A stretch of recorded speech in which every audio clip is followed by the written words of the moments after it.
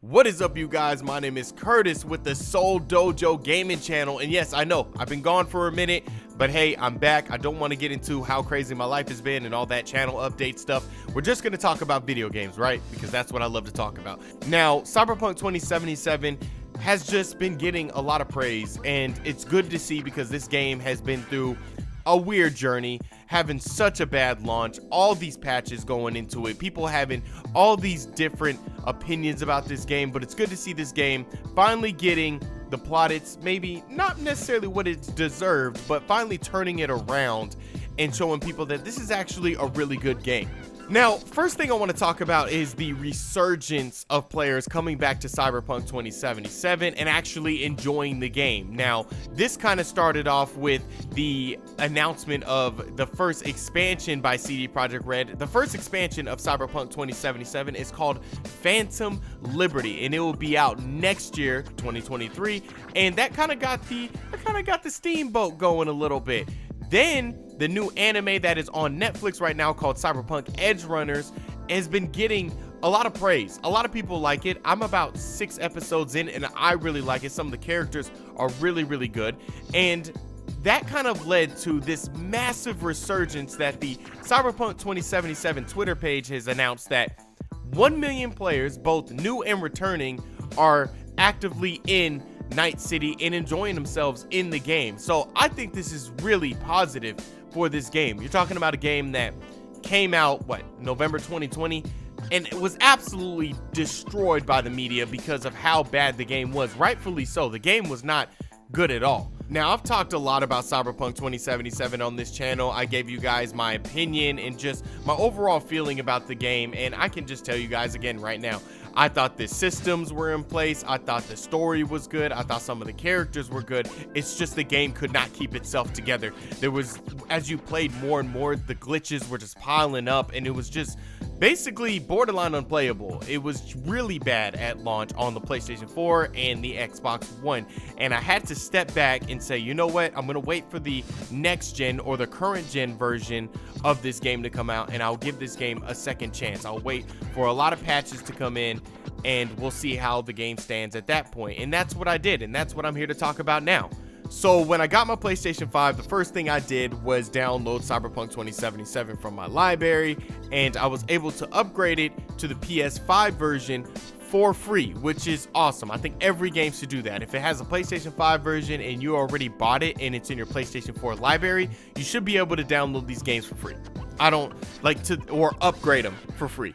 And I thought that was awesome. That was a really good way to that's a really good way to get people to jump back into the game, right, when they played it on PlayStation 4. As soon as I booted up Cyberpunk 2077, I saw the graphical difference straight away when I was customizing my character. You can see the blemishes, you can see her freckles, you can see the facial definition. It just looked beautiful. And then when you get into the world, you can see, basically from there, you can see all the work that they did.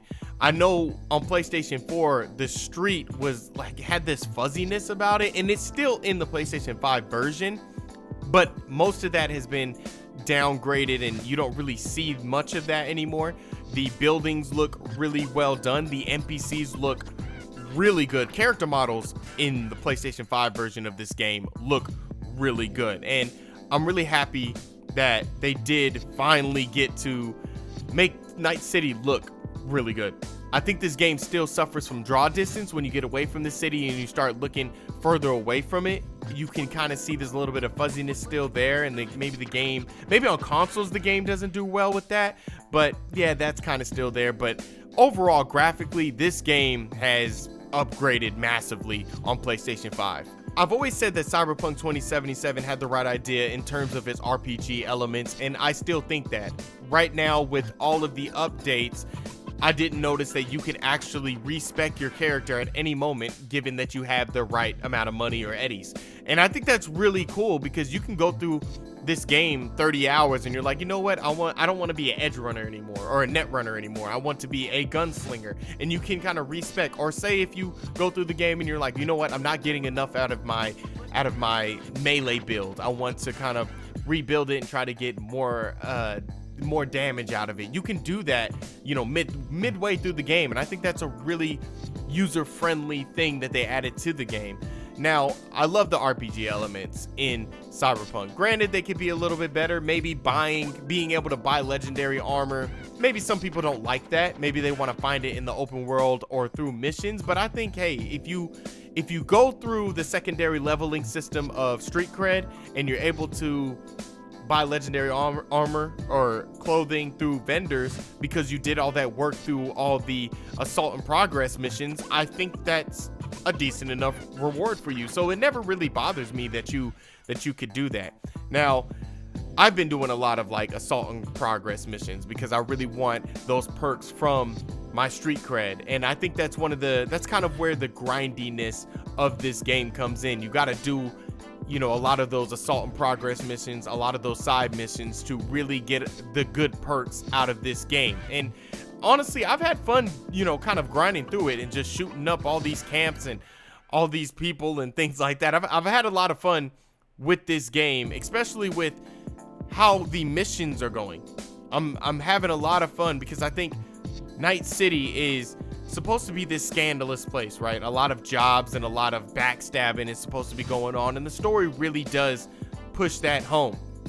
My main issue with Cyberpunk right now, and this is a huge issue, is Cyberpunk 2077 obviously wasn't a game that was supposed to be pushing the open world RPG genre into the stratosphere. It wasn't supposed to be giving you that Skyrim vibe or that Breath of the Wild vibe. It was just a good game with a okay city, because the updates brought in certain kind of events and things like that. Like you'll see, like, you know, police officers chasing down people, or like in a high-speed chase and stuff like that, or you see like protests at, you know, Arasaka or at the Night City Police Department and things like that. You see these little events, but Night City is still a very bland city. It would have been great if the interior of this game was as big as the exterior. I think that's what I'm trying to say, because I want to go into all these buildings and hack things and try to, you know, and just explore. I want to explore the inside of the city as much as the outside,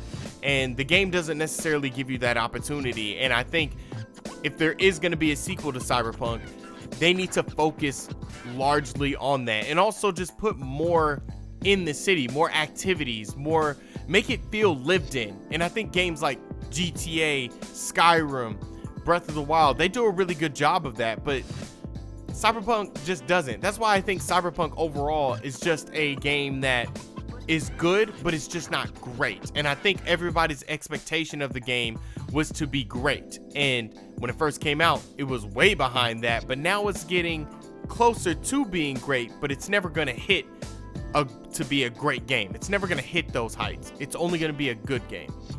So overall, my general opinion about this game now is it's a good game. And if you have the time, you need to jump into Night City and play maybe, yeah, one of the better games right now, which is Cyberpunk 2077.